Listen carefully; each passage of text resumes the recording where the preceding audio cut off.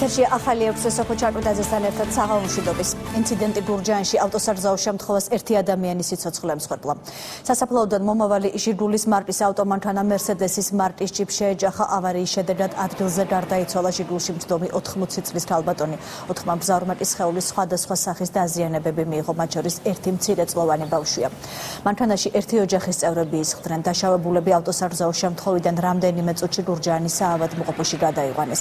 მათ ქალბატონის დახურული ტრავმები და სხეულის სხვადასხვა ნაწილების მოტეხილობები აღენიშნებათ. ავარიის გამომწვევ მიზეზს კახეთის საპატრულო პოლიცია დაადგენს. ჯიპი შეეჯახა 06 მარკის ჟიგული. ჯიპი რა მარკა იყო არ ვიცი. მე როგორც გავიგე, ხალი დაიღუპაში ეთყობა ადგილზე. ნუ სასწრაფო დახმარება მოვიდა. ხალი გადაასვენეს და დამკვირვებლებით აიყვანეს სამართლებრივ. სტაციონარში შემოიყვანეს 4 პაციენტი, აქედან 3 ქალბატონი და ერთი მცირეწლოვანი ბავშვი.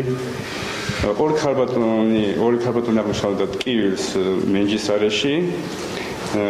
საერთოდ მოკვდარს ვერათ უცნიერებდა, რა მოხდა არ იცოდნენ. დაენიშნათ სათანადო მკურნალობა და მოთავსდნენ ემერჯენსის ობსერვაციის განყოფილებაში, დაკვირვების პალატაში.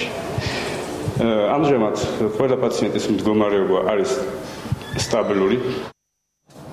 კიდევ ერთი ინციდენტი კახეთში ორი ახალგაზრდა დაიჭრა სოფელ ტიბაანში ნათესავებს შორის მომხდარი შელაპარაკების შედეგად.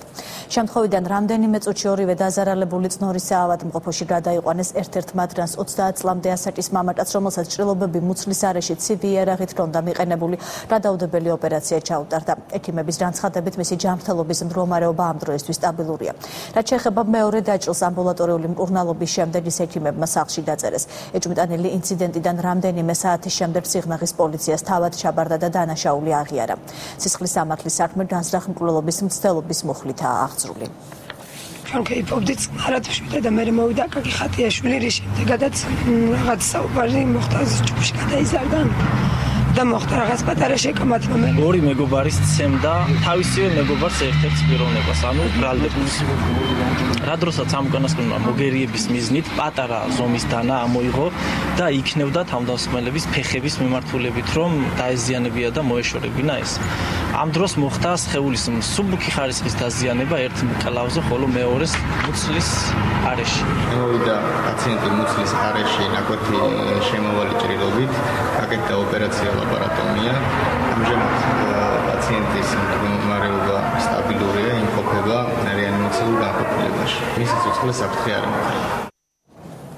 მართლმადიდებელი ეკლესია დღეს ჯიორგობას აღნიშნავს. წმინდანი მესამე საუკუნის მეორე ნახევარში კაბადოკიაში მოღვაწეობდა. ქრისტიანებზე დევნის დაწყების შემდეგ მხედართმთავარი იმპერატორს განუდგა. წმინდა ჯიორგი 30 წლის ასაკში ეწამა, ის ბორბალზე გააკრეს, 303 წელს კი თავი მოკვეთეს. ეკლესია წმინდა ჯიორგის ხსენებას ორჯერ დღესასწაულობს, 6 მაისს წმინდანის აღსრულების დღეს და 23 ნოემბერს მისი ბორბალზე წამების დღეს. ამ უკანასკნელ დღესასწაულს ქართული ეწოდება, რადგან სხვა ეკლესიებში საქართველოდან შევიდა. წმინდა ჯიორგი ქართველი ერის მფარველი მიიჩნევა. სადღესასწაულო წირვის დასრულების შემდეგ პატრიარქმა წმინდა გიორგის ცხოვრებაზე ისაუბრა. დღესვე მისმა უწმინდესობამ დეკანოზი ლევან ჟღენტი გამშვენებული ჯვრით დააჯილდოვა.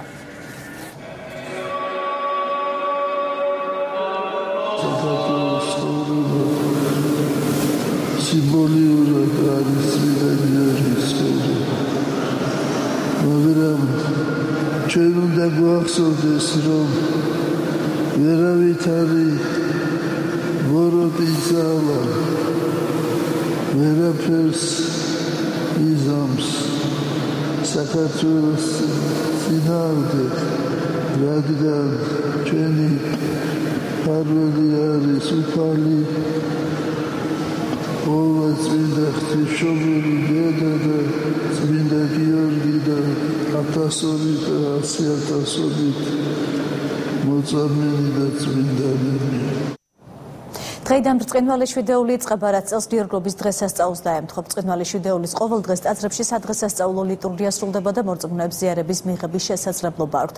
აღდგომის შემდეგი კვირა მსდებსია და მორწმუნეებს ყველანაირი პროდუქტის მიღება შეეძლებათ.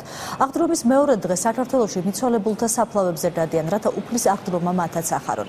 მათთან პასტე და წითელი კვერცხები მიაქვთ. დღესვე იკურთხება სასაფლაოები. საპატრიარქოში აცხადებენ, რომ ჯიორგობის დღესასწაულის გამო მიცვალებულთა საფლავზე გასვლასთან დაკავშირებით აკრძალვა არ არსებობს, თუმცა საქართველოს საპატრიარქო მოსახლეობას მოუწოდებს სასაფლაოებზე დღის მეორე ნახევარში სადღესასწაულო წირვა-ლოცვის შემდეგ გავიდეს. უწმინდეს უნიტარისის კურთხევით ორშაბათს არის საფლავებზე გასვლა, საფლავების კურთხევა და ამ წელს დაემთხვა ეს ორშაბათი გიორგობას და უწმინდესმა ეს აკრძალვა არ გააუქმა, რა თქმა უნდა და ყველა ჩვენი მიცვალებულების საფლავებზე გასვლა და ხსენება შეგვიძლია, რა თქმა უნდა და ჩვენი სულ ყველა მიცვალებულები მოიხსენოს უფალმა სასუფეველსა და შეუდგოს ყოველდღიური შეცოდებანი მისდენ. თავდაცვის მინისტრი აღდრომის ბრწყინვალე დღესასწაულს ქაბულში ქართულ სამხედროებთან ერთად შეხვდა. ავღანეთში ქართულ სამხედრო მოსამსახურეებს აღდრომა სამინისტროს მაღალჩინოს ნებაც მიულოცეს.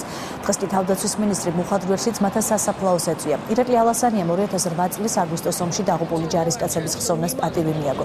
კაპელანმა კი რუსეთ საქართველოს ომის დროს დაღუპული ქართველი სამხედროებისთვის პანაშვიდი გადაიხადა. შემდეგ ირაკლი ალასანიამ აფხაზეთის ომში დაღუპული მებრძოლების საფლავებიც მოინახულა. თავდაცვის მინისტრმა ვაშლეჯვრის ძმათა სასაფლაოზე მერთა მემორიალი გვირგვინით შეაქო. კიდევ ერთი გამოხატულება იმისთვის საზოგადოება რამდენად მადლიერია იმისთვის რომ დაიცვეს ჩვენი ქვეყანა.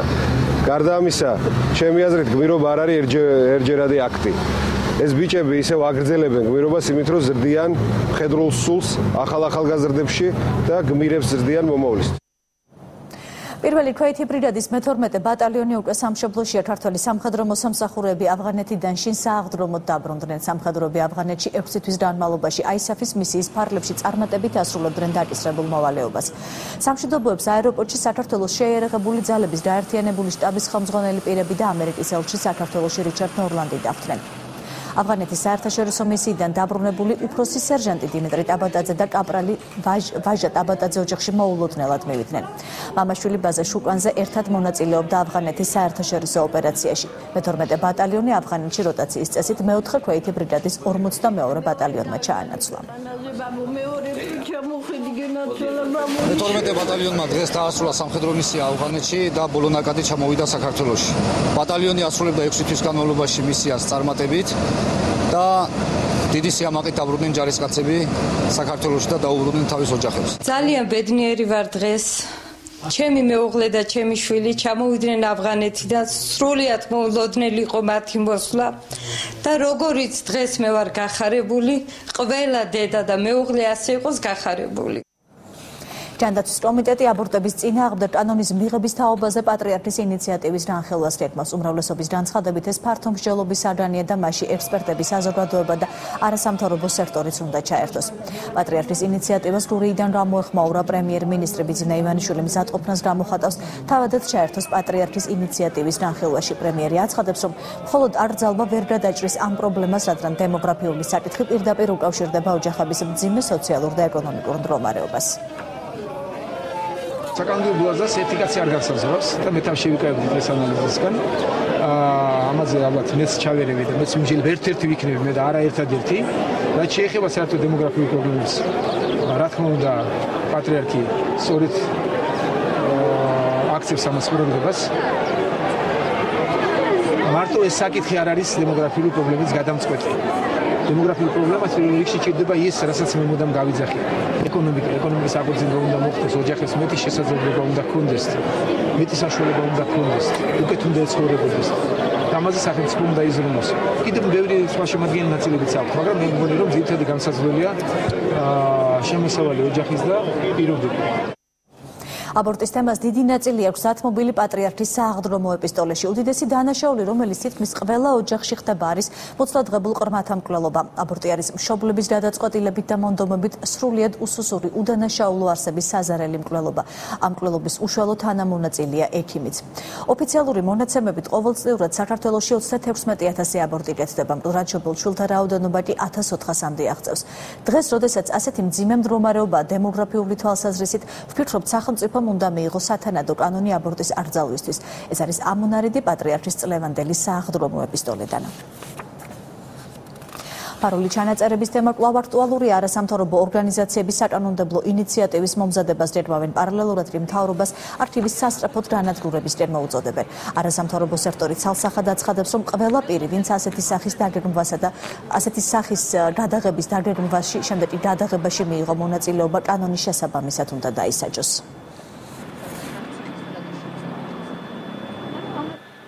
საქართველოს კონსტიტუციით, საერთაშორისო აქტებით აკრძალული არის ადამიანის პირადი ცხოვრების უფლების დარღვევა. ეს არის ძალიან მნიშვნელოვანი უფლება და ბუნებრივია ამის დარღვევა გარკვეულ სამართლებრივ შედეგებს უნდა იწვევდეს. გულისხმობ იმას, რომ უნდა დაისაჯოს შესაბამისი პირები, უნდა ჩატარდეს შესაბამისი გამოძიება და დადგეს პასუხისმგებლობის საკითხი. არ შეიძლება ცხოვრობდეთ ისეთ გარემოში, სადაც ხშირ შემთხვევაში ხდება, რომ ადამიანები გარკვეულ ვიდეო ჩანაწერებს პირადი ცხოვრების ასახულ ფაქტებს იყენებენ გარკვეული მიზნებისთვის. ყველა ის კადრი, რომელიც ასახავს ნებისმიერი ადამიანის პირად ცხოვრებას, ყველა ის კადრი, რომელიც გადაღებული იყო სააკაშვილის რეჟიმის პირობებში, ახალაიას და მეგის ქარდავას ხელშეწყობით და მხარდაჭერით დაუყოვნებლივ უნდა განადგურდეს. საქართველოში არასოდეს არავინ არ უნდა შეძლოს პოლიტიკური ოპონენტების დაშანტაჟება. ჟურნალისტ გიორგი ფარასაშვილის პირადი ცხოვრების სამსახური კადრების გავრცელებაზე კომენტარს პრემიერიც აკეთებს. ბიძინა ივანიშვილის განცხადებით, კადრების დასაჯაროებაში შინაგან საქმეთა მინისტრის მოადგილეს დელა ხვედელიძეს და მთავარი პროკურორის მოადგილეს ლაშა ნაცვლიშვილს წვლილი არ მიუძღვით და იგი ყოფილი ხელისუფლების გავრცელებულია. პრემიერი არ გამორიცხავს იმასაც, რომ სხვადასხვა პიროვნების პირადი ცხოვრების სამსახური ვიდეო მასალების ასლებიც არსებობდეს. თქვენი აზრით ვის ინტერესში იყო ეს ჩვენი პროკურატურის გამოქვეყნებულია ეს პოლიციის შინაგან საქმეთა სამინისტროს ესე გონია თქვენ ესე გაქვთ ეჭვი წარმოუდგენელია მსგავსი რომ დღევანდელმა პროკურატურამ ან შინაგან საქმეთა სამინისტროს მსგავსი კადრები გადაიღოს და მაგაზე იმუშაოს. გარწმუნებთ ამაში რომ გამორიცხულია ეს ყველაფერი. ეს ხელწერა ვისაც ჰქონდა თქვენ ძალიან კარგად იცით. ის არქივიც ვისი შექმნილია თქვენ ძალიან კარგად იცით. გვინდა სწრაფად გავანადგუროთ, მაგას აქვს თავისი პროცედურა. მე დავპირდი რომ დავაჩქარებ რაც შეიძლება, მაგრამ რამდენადაც გამოძიება მიდის და ეს მასალები საჭიროა გამოძიებისთვის კიდევ და ამიტომ მაგრამ თავარი ეს არაა. ნუ გონია თქვენ რომ ეს ერთადერთია და ერთადერთი ასლი არსებობს დღეს პროკურატურაში. ამის გადამღებები ვინც სამსახური დატოვა და შეიცვალა თქვა. რატომ არ გაქვთ თქვა ეჭვი დიდი იმისა რომ მათ ეს ასლები გააჩნიათ. პრემიერის კომენტარის საპასუხო განცხადება გაავრცელეს დღეს ნაციონალებმა. თინა ბორკუჩავას თქმით, პრემიერ-მინისტრის მხრიდან განცხადების გაკეთება, რომ ამ საკითხთან არანაირი კავშირი არ აქვს იმ პირებს, ვისაც გიორგი ფარასაშვილი ასახელებს, არასწორია მაშინ, როდესაც გამოძიება ჯერ არ დასრულებულა. საპარლამენტო უმცირესობის წევრი ამბობს, რომ აუცილებლად უნდა იქნას გამოძიებული, ვინ გამოაქვეყნა კადრები. ვიდეო მასალის გავრცელებას ეხმაურებიან საპარლამენტო უმრავლესობაში. ზურაბ აბაშიძის განცხადებით, სხვისი პირადი ცხოვრების სამსახური ვიდეო მასალების ჩაწერა სწორედ წინა ხელისუფლების პერიოდში ხდებოდა და მსგავსი მასალები საგამოძიებო უწყებაში კიდევ მრავლადაა. ძალიან მარტივია იმის გაგება თუ ვინ ატვირთა ეს ინფორმაცია, იმიტომ შეიძლება უბრალოდ დაავაკვირდეთ IP მისამართს და მართლაც დიდი იმედი მაქვს, რომ გამოძიება ჩატარდება დროულად, იქნება დამოუკიდებელი, მიუკერძოებელი, გარკვეულმა არასამთავრობოებმა გამოთქვეს უკვე თავიანთი შეშფოთება ამ ფაქტთან დაკავშირებით. მე პირადად ძალიან მტკივნეულად მიმაჩნია ეს საკითხი და კონსტიტუცია უზრუნველყოფს ჩვენთან პირადი ცხოვრების საკითხებს და აუცილებელია ის რომ იყოს დაცული. ყველა ეს ფაქტები არსებობს წინა ხელისუფლების მიერ დამონტაჟებული შემთხვევაში ფაბრიკაცია, ზოგ შემთხვევაში შეიძლება რეალობაც არის, მაგრამ ყველაფერი ჭირდება გამოძიება, კვალიფიციური დასრულების გაკეთება და მას შემდეგ შეიძლება კონკრეტულად ვისაუბროთ ნებისმიერ საკითხს. კიდევ ერთი სარჩელი სააპელაციო სასამართლოში. სოფლის მეურნეობის სამინისტროს მაღალჩინოსნები თბილისის საქალაქო სასამართლოს გადაწყვეტილებას ასაჩივრებენ. მათი თხოვნა წინასწარი პატიმრობა სხვა ღონისძიებებით შეიცვალოს. შეგახსენებთ, გასულ კვირას სამართალდამცველებმა სასოფლო სამეურნეო სამუშაოებისთვის გამოყოფილი დიდი ოდენობით თანხების მითვისების გამო სოფლის მეურნეობის სამინისტროს 8 მაღალჩინოსანი დააკავეს. სასამართლომ 7 მათგანს წინასწარი პატიმრობა შეუფარდა. დაკავებული ქალბატონი ტირაოს საფუძველზე გაათავისუფლეს. პროკურორის პოზიცია საერთოდ აბსურდული იყო და შესაბამისად სასამართლო გადაწყვეტილებაც აბსურდულია და დაუსაბუთებელია. სასამართლო პროცესზე თვითონაც პროკურორები ვერცეთ დაცვის კითხვაზე, ვერცეთი ადვოკატის კითხვაზე პასუხს ვერ იძლეოდნენ. ფაქტიურად უბნის უფლებებით სარგებლობდნენ. ჩვენ გამოვიყენეთ ჩვენი უფლება და გარკვეულწილად იმედი გვაქვს, რომ სააპელაციო სასამართლო გადახედავს მაინც ამ საქმეს და მიიღებს წარმოებაში, ვინაიდან ეს საქმე არის სრული აბსურდი და აბსურდული გადაწყვეტილება მიიღო სააპელაციო სასამართლო, საქალაქო სასამართლო, ვინაიდან არათუ პატიმრობაში ყოფნის ასე ვთქვათ საფუძვლები არსებობდა, არამედ არანაირი აღკვეთი ღონისძიების გამოყენების საფუძვლებიც არ არსებობდა. ეხლა ჩვენ ალტერნატივის სახით გირაუშებს თავაზეთ, მაგრამ ესებუამ რასაც 1 ოქტომბრამდე აკეთებდა ბატონი ესებუა არ უღალატა წეს ჩვეულებას და გააგრძელა ესე პროკურატურის მსახურობა.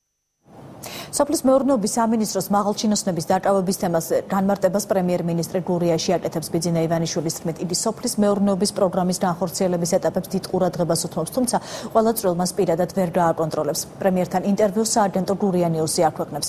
ბიძინა ივანიშვილი აცხადებს, რომ პირადად მას ვაუჩერებთან დაკავშირებით ბევრი შეკითხვა აქვს და პროგრამის განხორციელება უკეთესად შეიძლებოდა. პრემიერი თავს იკავებს დასკვნების წინასწარ გაკეთებისგან ის გამოძიების დასრულებას დაელოდება. რა თქმა უნდა, მე დიდ ყურადღებას ვუთმობ, თუმცა ყველა წრილს ვერ გავაკონტროლებ პირადად. ის რომ გამოძიება იყო დაწყებული და მე ვიცოდი დიდი ხანია ეს პროცესი გრძელდება. რა თქმა უნდა, მან გარკვეულწილად ხელი შეუშალა, მეც მიჭირდა უკვე გათვირების მოწვევა მათთან. საერთო ჯამში ვაკონტროლებ სიტუაციას. პროცესების ორგანიზება შეიძლება და უკეთესად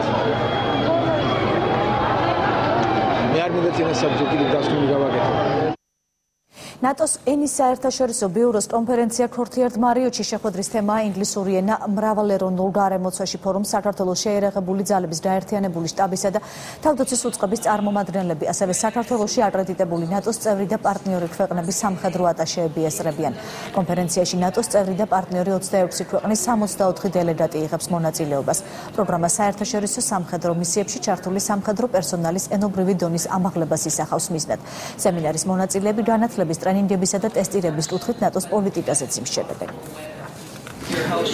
კონფერენციაში 30-ზე მეტი ქვეყანა იღებს მონაწილეობას და ასევე ნატოს მრჩეველთა საბჭო. კონფერენციის ძირითადი მიზანი არის საუბარი იმის შესახებ, თუ რამდენად მნიშვნელოვანია ინგლისური ენის ცოდნა და როგორ უნდა შევუწყოთ ინგლისური ენის ცოდნას სამხედრო მოსამსახურეებს შორის და ასევე სამოქალაქო პერსონალს შორის და რა თქმა უნდა ძალიან მნიშვნელოვანი არის დღეს ინგლისური, იმიტომ რომ ძალიან ბევრი ქვეყანა მონაწილეობს როგორც ნატოს მისიაში, სადაც ძირითადი საკომუნიკაციო ენა არის ინგლისური, ასევე სხვადასხვა საერთაშორისო მისიებში. კონფერენცია წარმოადგენს პროგრამას, რომელიც მიმართულია იმისკენ, რომ ჯარისკაცებმა შეისწავლონ ინგლისური ენა. ეს კონფერენცია სწორედ ამ მიზნით ტარდება. მნიშვნელოვანია ალიანსის მოკავშირე ქვეყნებში ხელი შეუწყოთ ინგლისური ენის განვითარებას. გარდა ამისა, საჭიროა საერთაშორისო სამხედრო მისიებში ჩართულმა სამხედრო პერსონალმა მაღალ დონეზე შეისწავლოს საერთაშორისო ენა. შინაგან საქმეთა მინისტრი ირაკლი ღარიბაშვილი ოფიციალური ვიზიტით ისრაელში გაემგზავრა. მინისტრს დაგეგმილი აქვს შეხვედრები ისრაელის სახმელეთო დაცვის და კავშირგაბმულობის მინისტრთან, შინაგან საქმეთა და უშიშროების მინისტრებთან, ასევე ისრაელის მთავრობის სხვა ოფიციალურ პირებთან. ვიზიტის ფარგლებში ხელი მოეწერება მემორანდუმს საგანგებო სიტუაციების მართვის სფეროში თანამშრომლობის შესახებ, რაც ხელს შეუწყობს სახელმწიფოების შესაბამის უწყებებს შორის თანამშრომლობის გაღრმავებას და საგანგებო სიტუაციების დროს ურთიერთდახმარების მექანიზმების გაუმჯობესებას.